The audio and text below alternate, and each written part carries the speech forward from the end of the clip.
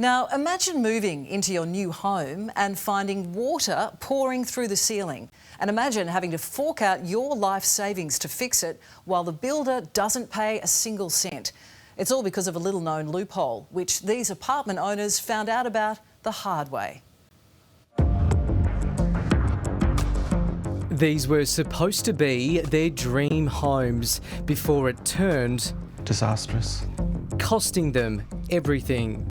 It's a 15-year sentence here. You know, we can't leave. Now we have a debt of $4.6 million. My life's on hold. And it could happen right now to 1.2 million people living in similar-sized buildings. It's a concern that we certainly want to address now, because if we don't do it now, it will be too late. West Footscray, a stone's throw from Melbourne's CBD. Inside this unit complex, it's raining. This is the water dripping now out of the speaker for the fire alarm.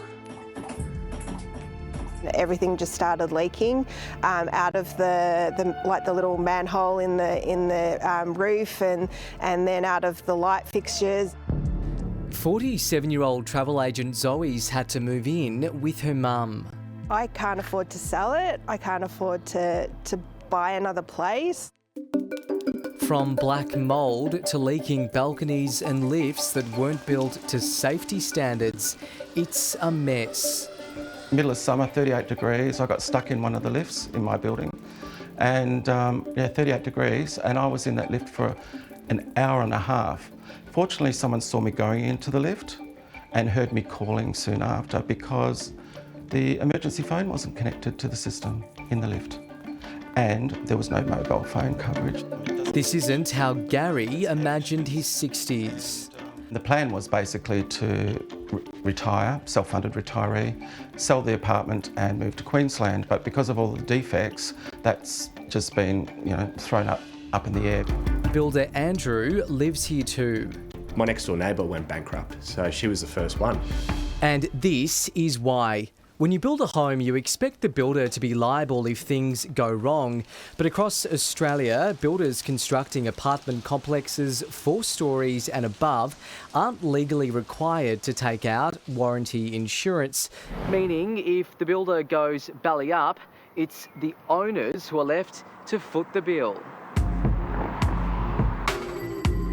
Andrew, Zoe and Gary among 77 owners who took out a loan of $4.5 million to fix their building. With builder Shangri-La Construction refusing to accept liability for all of the defects, the residents planned to sue the company for the money, but in March it went bust. We're out 200 grand each a piece, near enough, by the time you factor in how low our property values have gone. They say they're paying nearly $1,000 a month each on their loan. It's certainly something that's not made public. Only when they actually have a crisis, as in the case we have in Melbourne at the moment, that's when they discover that they are totally alone. Samantha Rees from Australian Apartment Advocacy has launched a petition to change the law. So if you have a house and land and the builder goes bust and you have defects, you can actually access up to $300,000 to actually help you repair it. If you're in 4 stories or higher, you have zilch, nothing.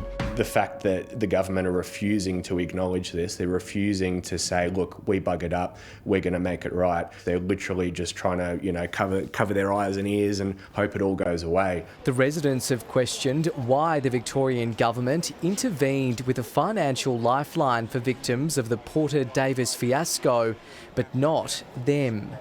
Why should we suffer, and why should we not get support? When it went under in March, there were claims of defects in 9 other apartments built by Shangri-La, with multiple legal proceedings on foot. Director Obaid Nakubullah is no stranger to controversy, previously fined $25,000 by the building watchdog. And I called up Shangri-La Construction's landline, and it went straight to the new company SLC Bayside. So it's a bit of a spit in the face.